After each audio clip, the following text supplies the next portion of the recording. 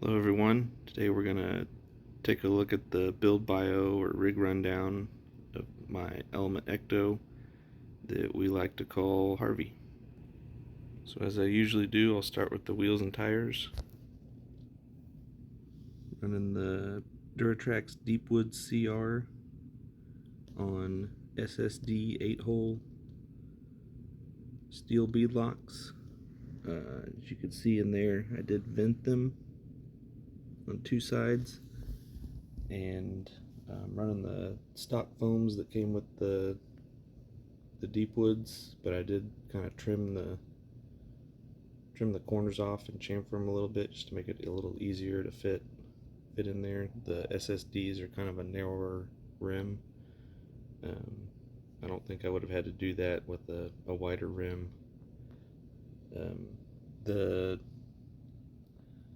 only weight that I'm running on this, added weight, is a set of the brass inner beadlock rings on the front. I haven't been running them for very long, but so far I really like them. So now I'll go over the exterior and body modifications. I have done some trimming on this one. As you might notice, the rear wheel well has been finished out. I really wasn't a fan of just the flat bedside back there, so I just kind of drew that out and cut it with a hobby knife, and then finished it with a Dremel. I also did a little bit of trimming in the front just for tire clearance. The sliders are actually factory Ecto sliders flipped upside down to where they're flat. The flat's on the bottom, so that kind of just creates a big flat skid area. You can also see that the trailing arms are gone, but we'll get into that in a minute. The front bumper I tucked in. I did the 10mm frame chop that a lot of guys do, and then ran a piece of old cutting board in there and mounted the bumper to that using the winch fairlead mount screws.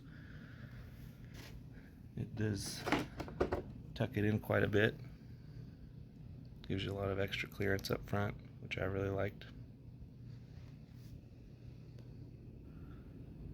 So now we'll go over the electronics. The ESC I'm running is the Hobbywing 1080. It's a really great ESC. I like it a lot.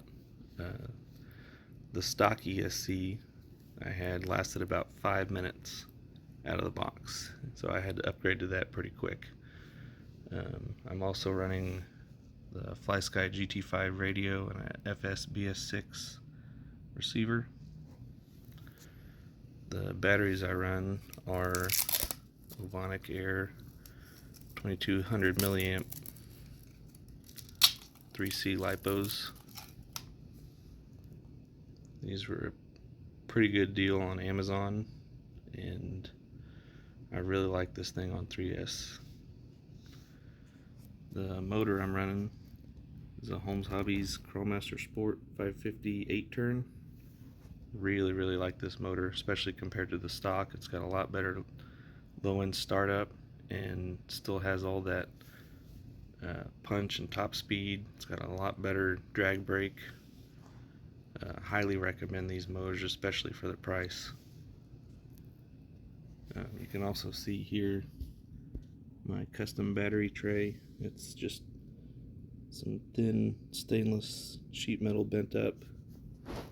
I kind of attach using 3-in command strips and a strap, so that battery goes nowhere.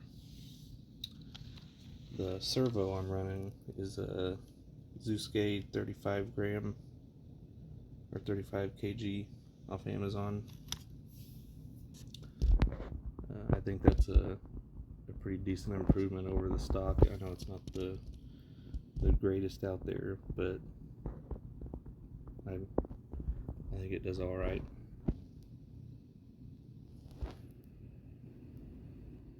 And the last thing I want to cover is the suspension setup and chassis setup.